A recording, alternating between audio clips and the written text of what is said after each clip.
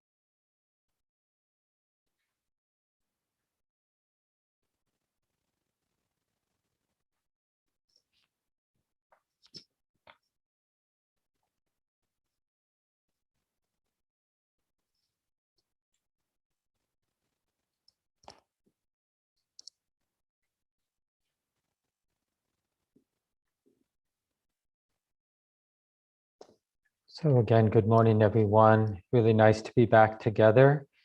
Appreciate Shelley Graf teaching in November for me while I was on retreat. And now you might recognize the new space behind me. I'm out at the Forest Refuge, which is part of Insight Meditation Society, this grandmother institution of ours. And I'm leading, helping to teach for this month of December. Forest Refuge is the place for longer term practice at IMS, Insight Meditation Society, here with Caroline Jones teaching. But it's really great to be here on Sunday mornings going forward again. And you might have seen I pasted the chant we'll be doing. A lot of you are familiar with the 4 quarters chant. So let's do that to begin our time. I don't have a bell with me, but we can just sense that we're harmonizing together. Now let us set the 4 boundless qualities in motion together. I will abide, pervading 1 quarter, with a mind imbued with loving kindness. Likewise the 2nd, likewise the 3rd, likewise the 4th, so above and below, around and everywhere, and to all as to myself, I will abide, pervading the all-encompassing world with a mind imbued with loving kindness, abundant, exalted, immeasurable, without hostility and without ill will. I will abide, pervading 1 quarter, with a mind imbued with compassion. Likewise the 2nd, likewise the 3rd, likewise the 4th, so above and below, around and everywhere, and to all as to myself, I will abide, pervading the all-encompassing world with a mind imbued with compassion, abundant, exalted, immeasurable, without hostility and without ill will.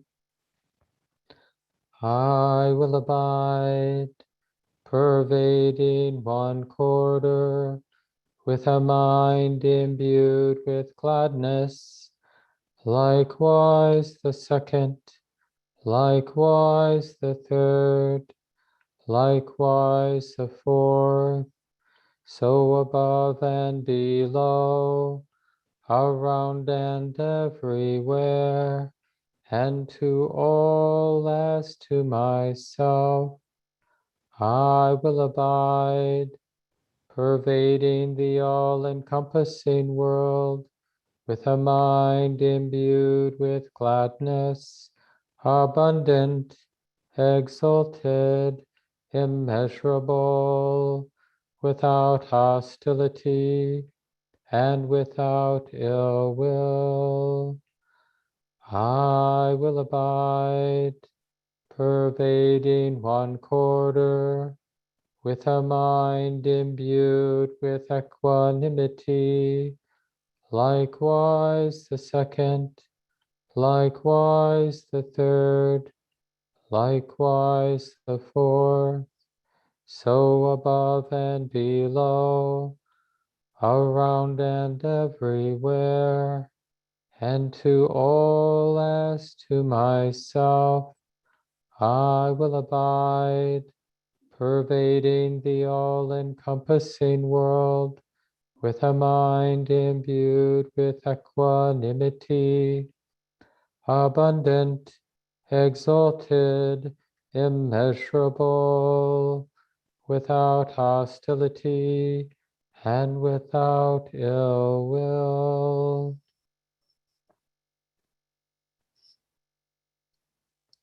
And doing our best to settle in now to a comfortable, released, relatively upright sitting posture, whatever that looks like for your body.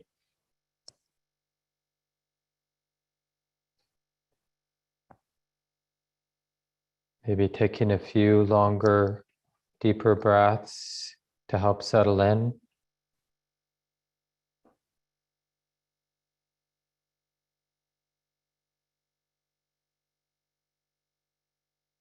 Eyes can be lightly closed. They can also be open in a relaxed way. Soft gaze, maybe down toward the floor in front of you. Not really looking at anything, just soft closed or soft open.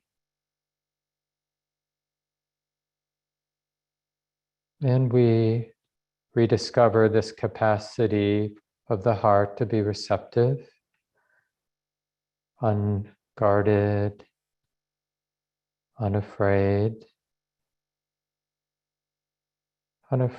of feeling whatever we're feeling now, whatever's here in the activity of the body and the mind to feel and see and know. So in a sense, we could say we're letting life move through, realizing that actually apparently it's safe to be sensitive, to be feeling what we're feeling. So on all levels, just softening, dropping armor, protectiveness.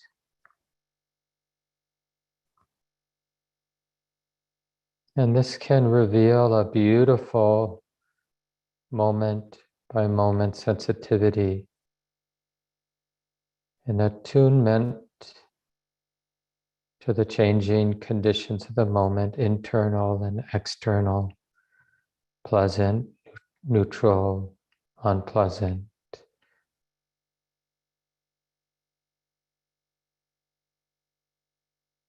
So we might call this a willingness to be intimate with conditions, things just as they are now. And we're not trying to figure anything out, not even really trying to get anywhere, but instead just noticing how right, and we could even use the word how pleasant it is to be present. It feels right to be connecting, intimate with things as they are now.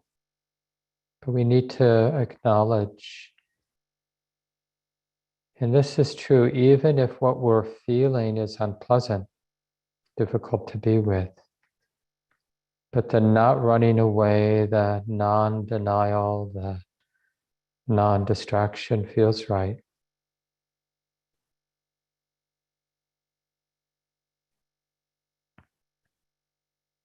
And if we try too hard to be present, we get distracted. And if our effort is too loose or want to just do it on autopilot, it also doesn't work. So the real active ingredient in sustaining this present moment awareness, this beautiful presence, the essential ingredient is interest in the present moment. It's actually a real powerful love or devotion to the way it is, to being real with the moment, the way it is, this life here and now.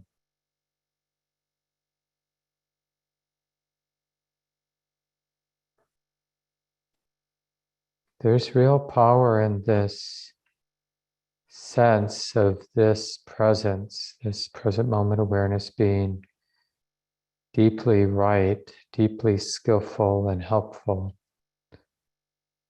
A real love or devotion can develop. Today, later, I'll talk about resoluteness.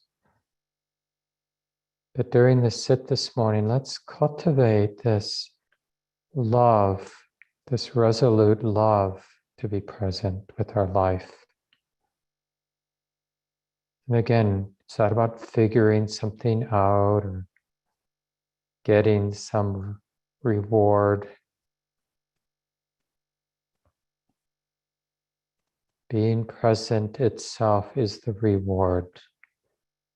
There's something that's healing and right and even pleasant in being present in this way.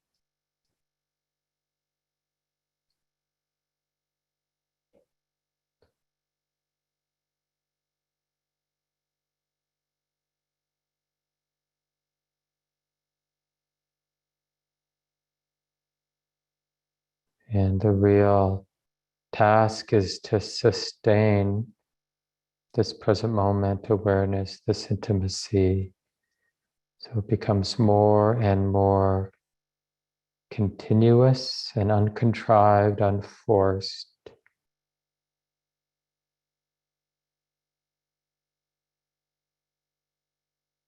And we can work with the specific experience, the rising and falling of the breathing process, or the whole body, or the totality of the present moment experience, or even this discernment of causes for stress and causes for release, because all of these are just activities in the here and now.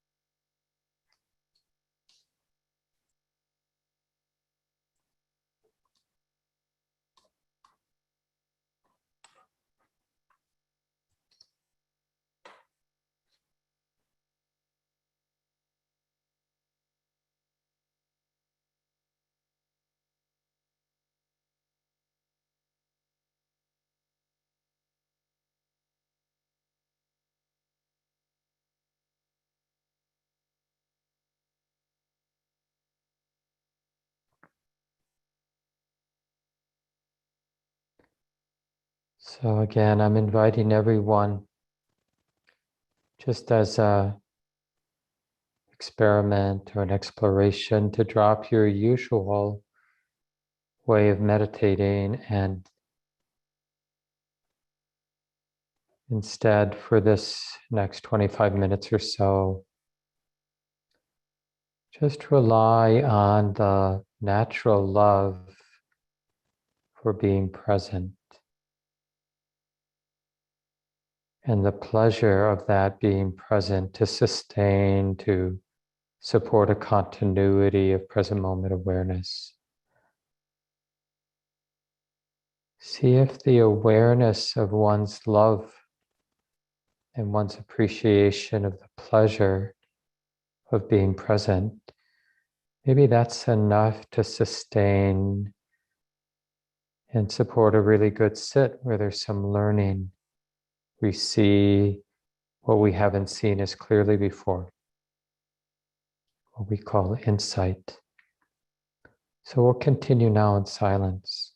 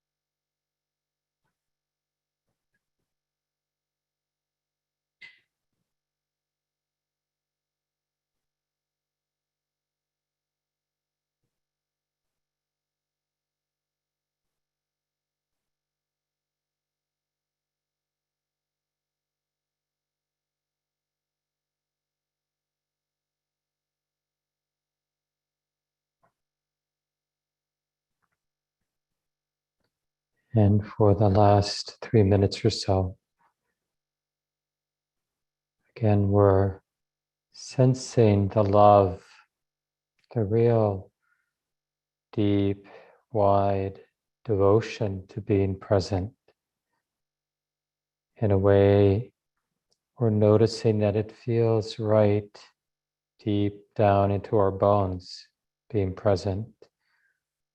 In the same way that when we check, it doesn't feel right to be lost in thought, to be obsessing about this or that.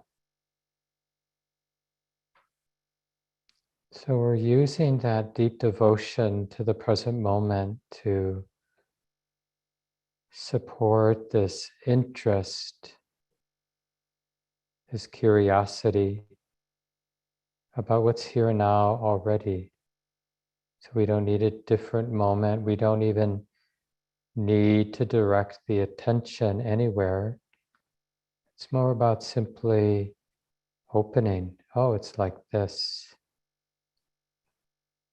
This is what's being known, being felt. So grateful, so appreciative to be aware of the present moment. So committed to non-distraction as an act of self-love, self-compassion.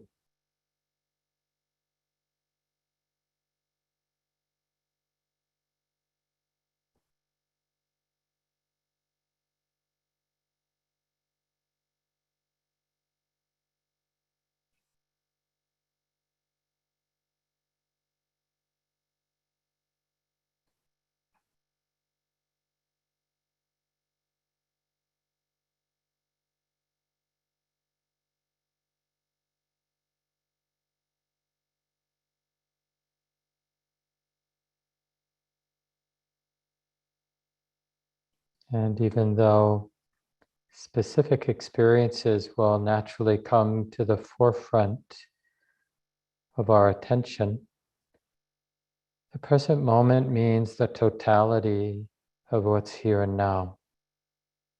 So there's a sense of unity or inclusiveness.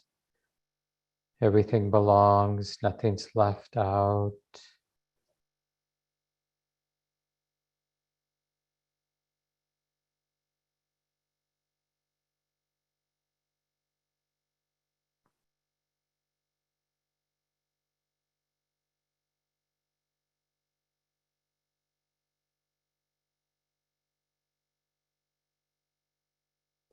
Perhaps it's not just safe, but it's actually really healing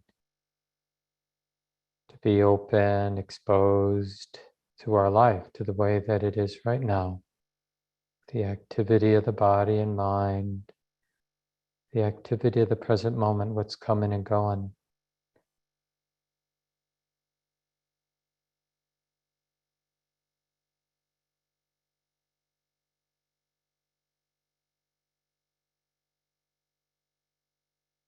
And in a simple way, our practice is this really wholehearted yes, yes to this moment, yes to what's being felt, being known,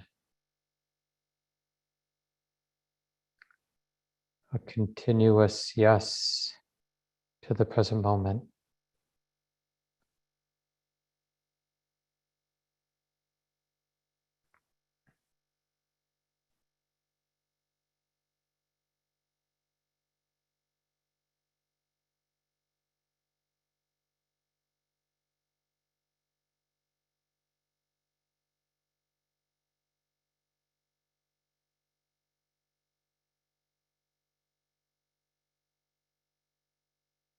So when you feel ready, let the eyes open if they've been closed.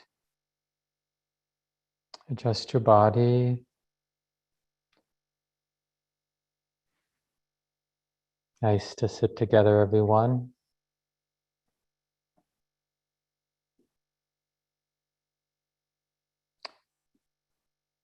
Some of you might remember that I was talking about the paramis before I left at the end of October. And the next one of these beautiful qualities of the heart, this is a well-known list in the early Buddhist tradition, the beautiful qualities that support crossing the floods, the outflows of attachment to sense experience and the attachment to delusion and a sense of a fixed self and attachment to becoming. These are the outflows or the influxes are translated in different ways, asawas. So what allows us to cross the flood? Well, one of them is resoluteness, determination, resolve. Adhitthana is the Pali phrase for this quality. And notice in your mind right now that it can be quite triggering to hear that we're responsible for resoluteness or resolve or determination. Because I don't know about you, but it seems like I've been betrayed a number of times when I felt resolved, like, oh, I'm not going to eat that cookie, or, I'm going to sit every day, or I'm not going to gossip anymore. And then lo and behold, there we are eating the cookie or whatever it is. And I'm not against cookies, by the way. But you know what I mean? And then the thing is, we felt so invested in the resolve, and then it can really hurt to realize that even though I told myself I've got to do this or I'm not going to do that, there I am again, doing that one thing that I told myself I wasn't going to do. So I think it would be really useful for myself and maybe for all of us to take a couple weeks to be very reflective about how the mind uses determination, resolve, this wholehearted commitment, and how it uses it unskillfully and how we can learn how to use it skillfully. Because otherwise it's just a setup for judgment and more betrayal. And I think we're also, interestingly, afraid of real change. Like, I don't know if anybody caught Richie Davidson and the Surgeon General were interviewed on the radio show On Being this week, Krista Tippett's show on public radio. And I forget the Surgeon General's name. Vivek is his first name, but I'm forgetting his last name. And then Richie Davidson is a professor at the University of Wisconsin-Madison and founder of the Healthy Mind Center there at the university, quite well-known neuroscience, who's done a lot of research with meditation, mindfulness meditation. And just this, one of the real discoveries in these last couple of decades in neuroscience is how this plasticity of the mind. And of course, there's that famous teaching from the Buddha, like, this is going to be a rough paraphrase, but if this profound change, this real movement towards happiness isn't possible, I wouldn't ask you to do it. But because it's possible, I'm asking you to do it. And yeah, this is very encouraging, but it comes with a sense of responsibility. In a way, feeling hopeless is a way that we let ourselves off the hook to be responsible for our happiness. We have an arrogant conviction that, whatever my general level of happiness or well-being is, that's, not in my hands. It's either based on external conditions that I'm not in charge of, or it just came with the territory of being born in the way I was born, with this kind of genetic makeup and this sort of cultural conditioning. But it's like, it's a little bit a cop-out to feel like I can't do anything about my particular level of happiness or unhappiness. And so then when we hear, that, oh God, we're going to take a couple weeks and look at the teachings on resoluteness, determination, resolve, it's like, oh, I'm not sure I want to be responsible for being able to change my life. Because then I might actually have to do it. Like if it starts to make sense that who I am, what I am is plastic, it's malleable, then I have no excuse for being a miserable or arrogant or oh poor me human being, whatever our particular pattern of suffering might be, prominent, predictable pattern of suffering, right? It will be different for each of us. But we won't have that convenient excuse. And I'm not saying, no one, I think, wise would be saying that outer conditions don't matter. Clearly they matter. But how we relate, the attitude we use to relate, how we understand our deeper view, how the mind makes up meaning in our life, all of that is always in play. It's not fixed.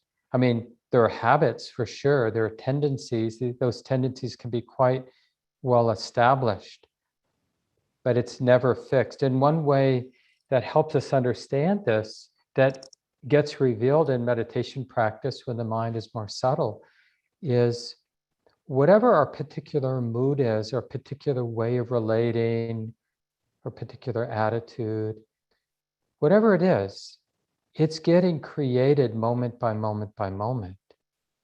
So whatever sort of stance my mind is constructing right now, it's got to reconstruct it in the next moment and in the next moment. And one of the things we see on longer retreats, and you can see this just in regular daily life too, I'm sure, it's just we're less likely to catch it, but it happens. And it's just a matter of being interested and being mindfully aware in those moments. But we'll see on a retreat, for example, like the mind is in a real vortex of self-hatred or self-judgment. And it's just spinning, and there's some space around it. So just enough to know that I'm really suffering. This is really hard. The mind is really caught. I know I'm caught, but I'm still caught, right? So have you had that experience? Probably most of us, some version of that experience. And if we hang in there, that doesn't mean we're trying to fix it even. Hanging in there means we're just aware that it's like this, that the mind is in a terrible vortex of self-hatred or blame, complaining about life, whatever the particular obsessive pattern might be. It knows it. And in that tracking of our hell realms, tracking it, just being aware, it feels like this, not judging it, not believing it, we'll see that it, like everything else, arises and ceases. And it's hard to convey how transforming it is when the mind, wisdom, is there, awake, aware, in the moment that there's the hell realm, the obsessive thinking, worrying, whatever, it's there, and then it's not there. Because that seeing the heavy state disappear doesn't make sense within the heavy state. Like when I'm in a heavy obsession of self-hatred or whatever it might be, could be lost. Oh, if only, then I'll be happy. But when I'm in that, part of that whole mind state is, this is me. This is me in some kind of essential sense. So it doesn't make sense that that whole construction of self around that obsession, around that particular negative view or whatever it might be, it doesn't make sense for it to cease. How can that be? That's me. And then it ends. And then there's another me. Then you're reborn as, in that next moment as, well, that was interesting. The mind was in that weather system for a couple minutes or a couple hours or a couple days generally. I mean, not always. And that's part of the lie, is that it may be an obsessive pattern that the mind keeps returning to. But part of the lie, as soon as the mind returns to it, is it's always been this way, even though actually there were a lot of moments it wasn't that way. But the mind imagines that it was always here, this worry, this pattern of, shame or self-hatred or whatever it is, hating somebody else, wanting revenge. Whatever that locked in pattern is, it has this essential lie that this is referring to something that's permanent, a permanent me, a permanent person who has this, relates to this, is associated with this.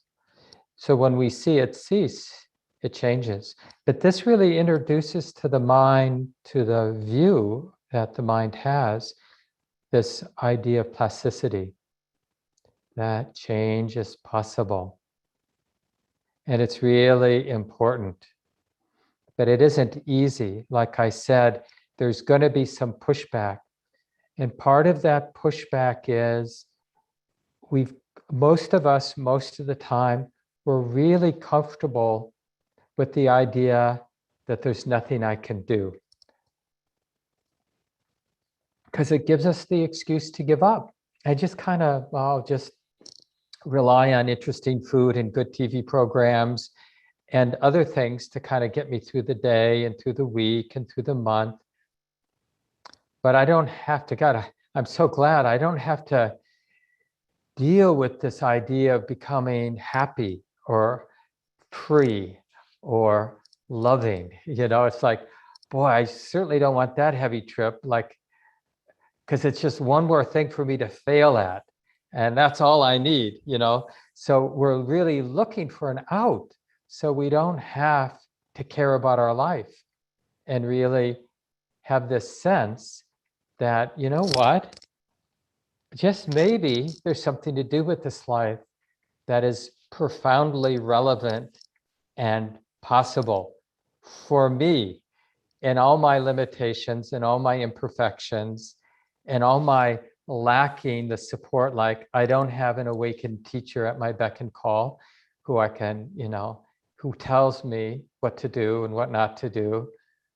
I just have my very imperfect conditioned mind and our very imperfect, spiritual resources around us, in our very imperfect society, and my imperfect body that hurts in the way that it does, and all these other limited structures. So this is why we need this teaching on resoluteness, and why we'll spend a couple weeks looking at it, because part of what we'll do is just be on the lookout for the shadows. I mentioned it in the guided sit, because they get acted out as trying too hard. And all the ways we try too hard, where we're naive, like even though change is really possible, we're naive about, we just want to get there. We don't want to sort of plant the seeds and be in it for the long haul. We just want results. So we say, oh God, it's not going to be pleasant changing myself, transforming myself. So I'm just going to get it over with and be done with it. And that's just a self-view, meaning it's ignorance. This idea that there's a somebody who doesn't want to do the long, steady, hard work of transforming ourselves and transforming the world. As if there's somebody who actually has the world on their shoulders and doesn't want the world on their shoulders. See, there's a presumption there that it will be really tiresome for me to do what needs to be done to take care of myself and to take care of my world. And the other then, the more obvious, is where we are complacent in one way or another, just sort of on autopilot in our lives, because it's just really, like I've been saying, really convenient to imagine there's really not much for me to do in my life, but just to kind of go through the motions and grab pleasantness when I can and deal with the unpleasantness when I can have pleasantness. And just, just do the best I can to make choices that are relatively skillful so I get some pleasure to take the edge off of life. That's what most of us are doing most of the time. I mean, that's my way of describing what most of us are doing most of the time. So, we often begin, like if we're going to build some resoluteness in our life, it can't come from outside.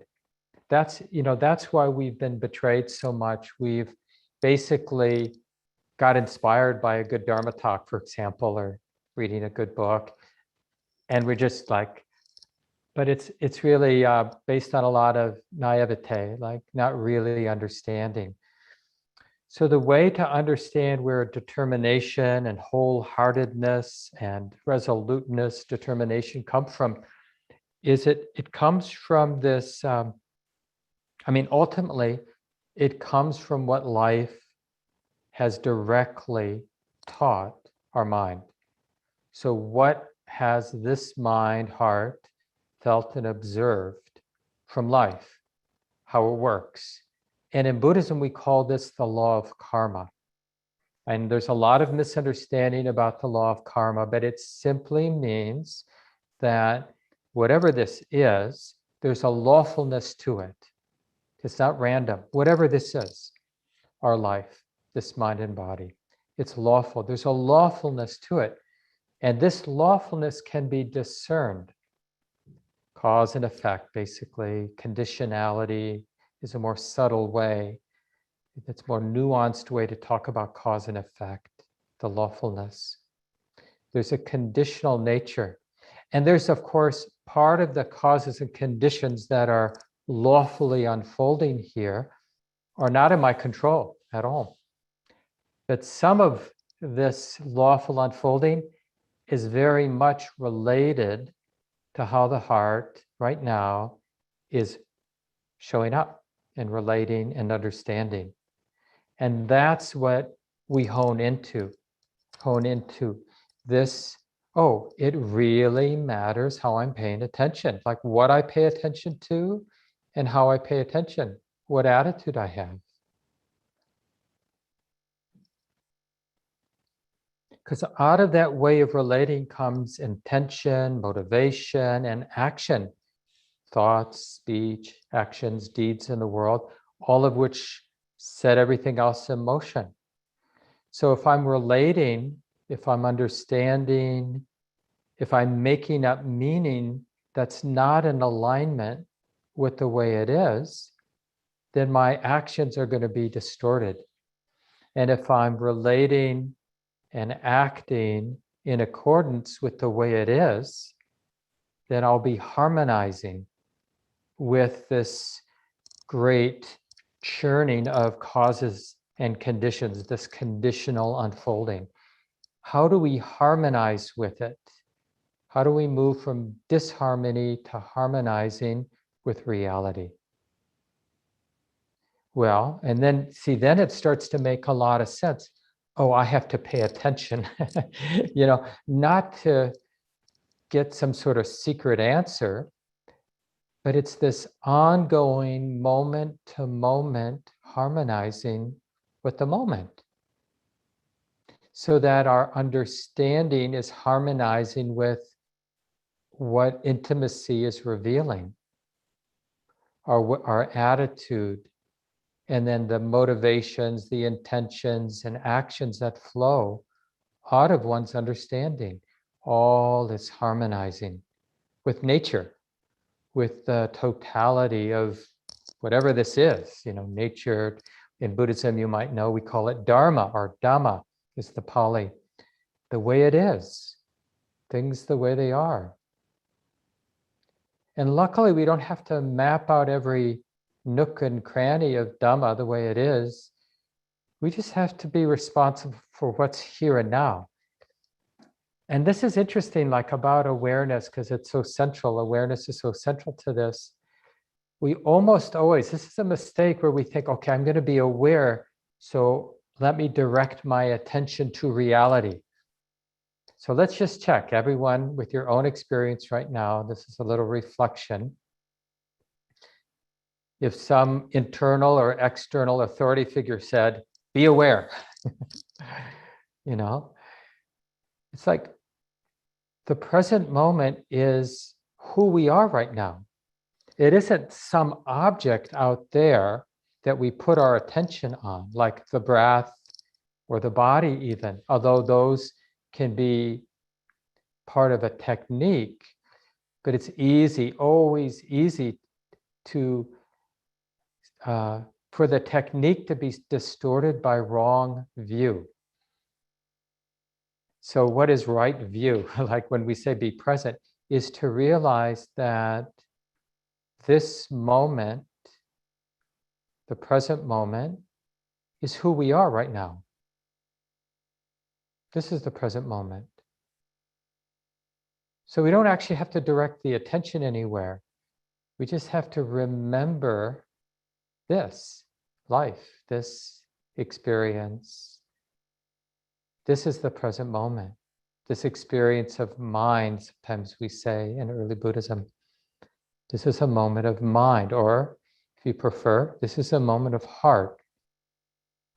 And we're responsible for being connected. And we will suffer to whatever degree we're mostly disconnected in the moments of our lives. So just check right now with your own experience, how much effort and what kind of effort does it take to be aware of who we are? Not the idea of who I am, but this direct, immediate experiencing of who I am. I mean, one thing we could say for sure, it's not far away, right? It's right here. And it's such a relief that we don't have to choose what to be aware of, where we could fail. It's here, this.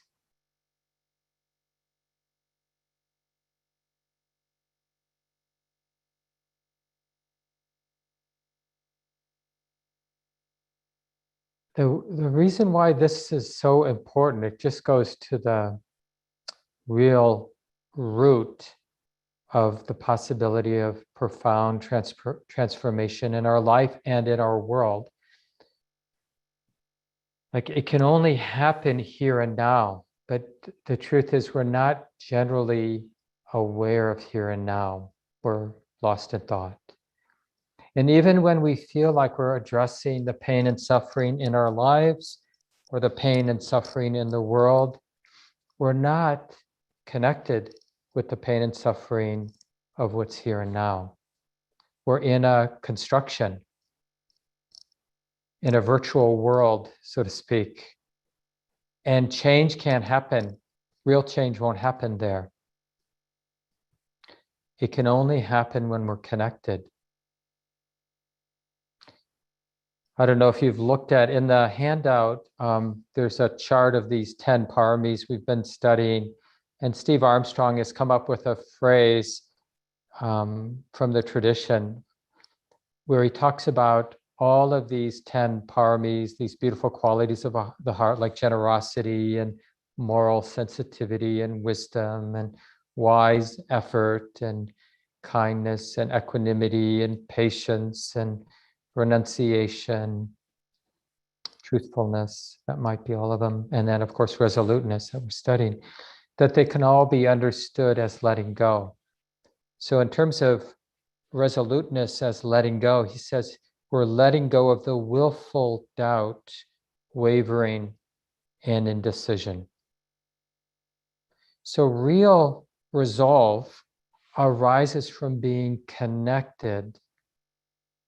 Because when we're connected, one of the things we're going to connect with is this cumulative felt wisdom. In Buddhism, we call it hiri-ottappa, this sort of wholesome concern, wholesome regret, what life has taught us, what the conditional lawfulness of life has taught us. Oh, honey, don't do that. That doesn't work very well when you do that, right? Or this will work. This feels right, right? In English, we might translate hiri ottappa as conscience, or conscience. I don't know if you remember, Joseph Goldstein used to quote from Jan Martel, who wrote the book Life of Pi, and then they made that into a movie. I don't know if people have read the book or seen the movie. Both are quite good, I think. And in the book, I don't think it's in the movie, there's this quote: "To choose doubt as a philosophy of life is akin to choosing immobility as a means of transportation." To choose doubt as a philosophy of life is akin to choosing immobility as a means of transportation. And again, it's this giving ourselves an excuse to take responsibility for our well-being, our happiness, and the well-being and happiness of the world around us. Because it's complicated. It is complicated, and it will take time. Another image in the tradition that's used is just like the power of a seed. You know, a little acorn, given the appropriate conditions, can turn into a massive oak tree. And if we have 100 acorns and some time in our hand, some of them are really going to grow up.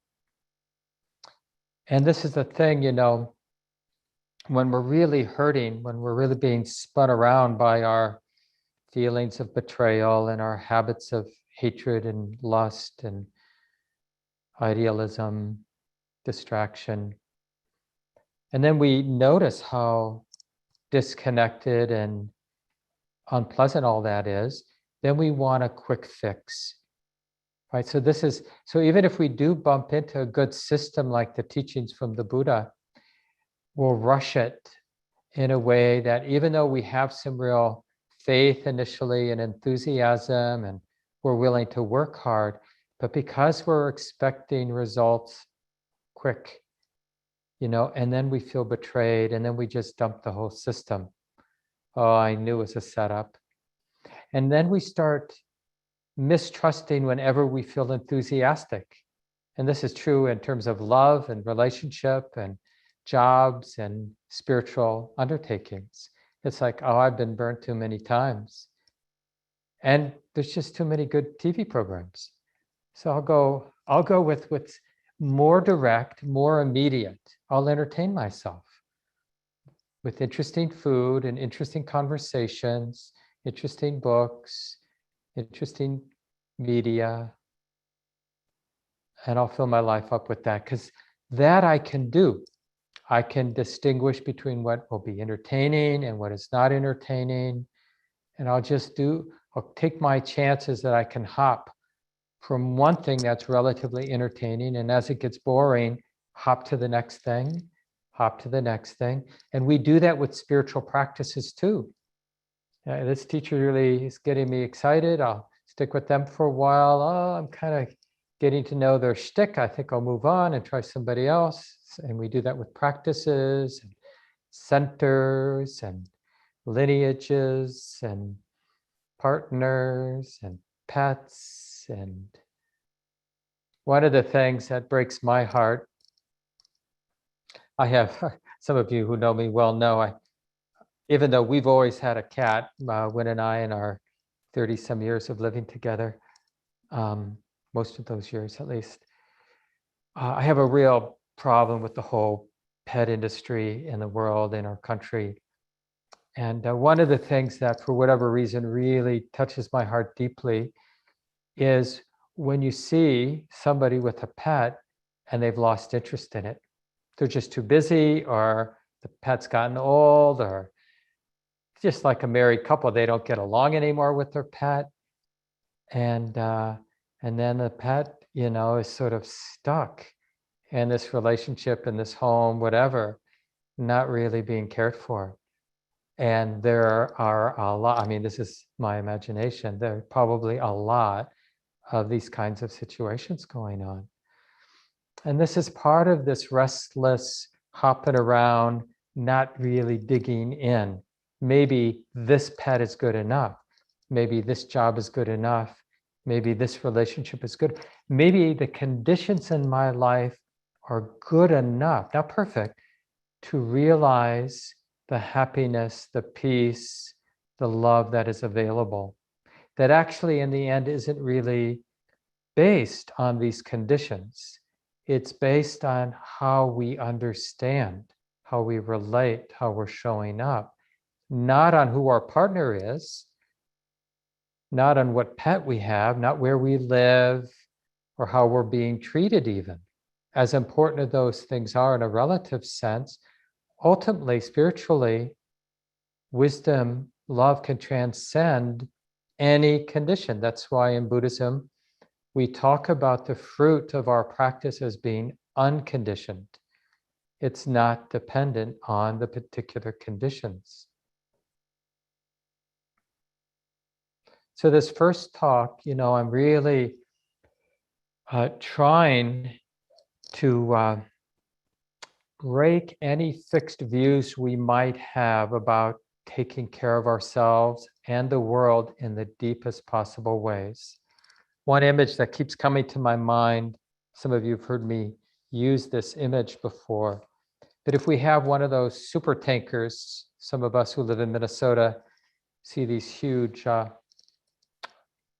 ships that ship the ore from the iron mines and other kinds of mines in northern Minnesota, and then they go out of the Duluth Superior Harbor and through Lake Superior and the other Great Lakes and out through the St. Lawrence Seaway to wherever they go in the world. It's one of the bigger ports in the country, the amount of weight that gets shipped. And you can imagine it's not so easy to turn one of these these huge and heavy boats. If you had to turn it around, it would take some time. But if something's going, like if our habit energies have a lot of momentum, like one of those huge ships, a couple football fields long, tons and tons of stuff, got some momentum moving forward, and we just apply a regular, systematic, persistent pressure just on the side of it, that ship will turn around. It doesn't even need to be a big push. It just needs to be a steady effort. Anything can be transformed. Nothing in this world, this relative world, is fixed. It just seems fixed. And one of the real stopping points, of course, is the arrogant belief this will never change. So this week, just as some homework, really be on the lookout for any little and big times you say some version of, or think some version of, this will never change. Like, how do you know that? And when did you become the expert about all things? And I'm not saying that, oh yeah, I can change this. No, but just like to have some humility, like, I wonder if something can be done here. I wonder what that would be. Like, what would be one thing, one seed that could be planted here that might bear fruit in the transformation from what to me seems really a burden or difficult or unskillful, cause for suffering, to something that was healing and transforming. What might be one thing we can do? And I'll just leave us with 3 suggestions from the Buddha. And this is a famous, simple, essential teaching. It's really a teaching to memorize. This is what, if we had enough confidence and faith, in some way, I really think this is true. Like if we just screamed out with perfect integrity, I don't know what the hell to do. I'm really suffering.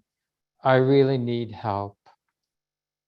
Any beneficent, wise beings out there, internally, externally, please help me. What do you think they would say? Well, here's what the Buddha would say. Dana, Sila, Bhavana. Those are the Pali words. I like remembering it that way. But dana, some of you know that word. Generosity.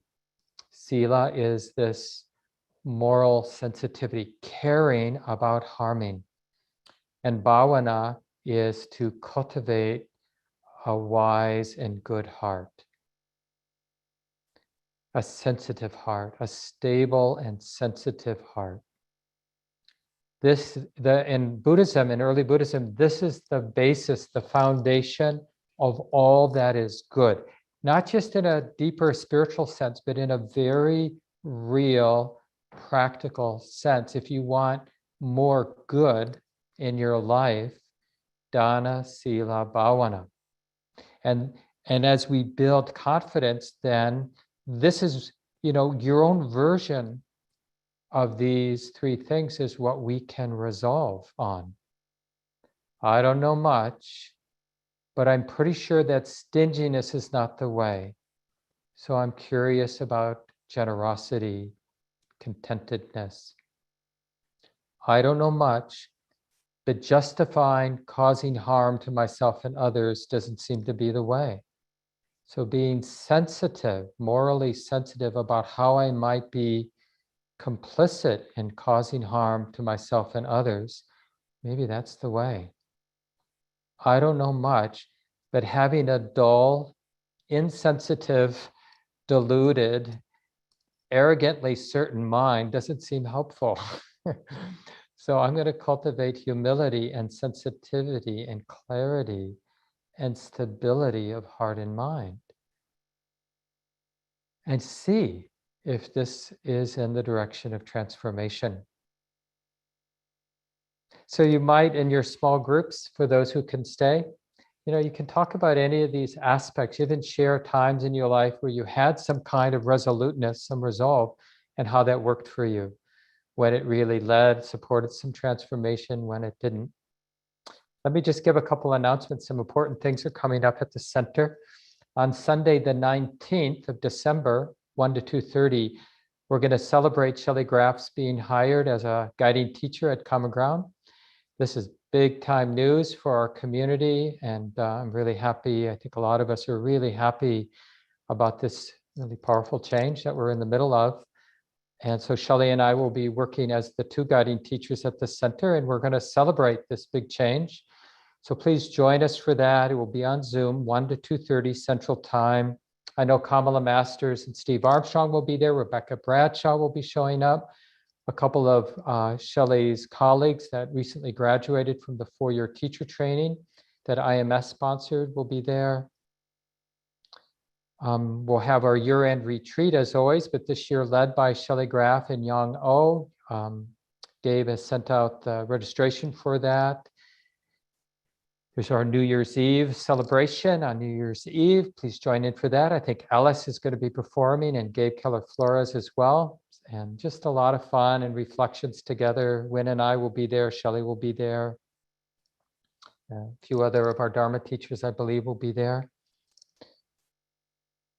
And lots of other things coming up, but maybe I'll leave it there. And is it Shannon or Nancy who's going to be organizing the small groups? I think we're both here, so either one of us. Right. And before I go, let me just say one more thing. Nancy put in the chat a little bit earlier that Nancy lives in Portland, Oregon, and she wants to create a local group that will meet on Sundays and listen to the talk and have a community there in Portland, find a space to meet together.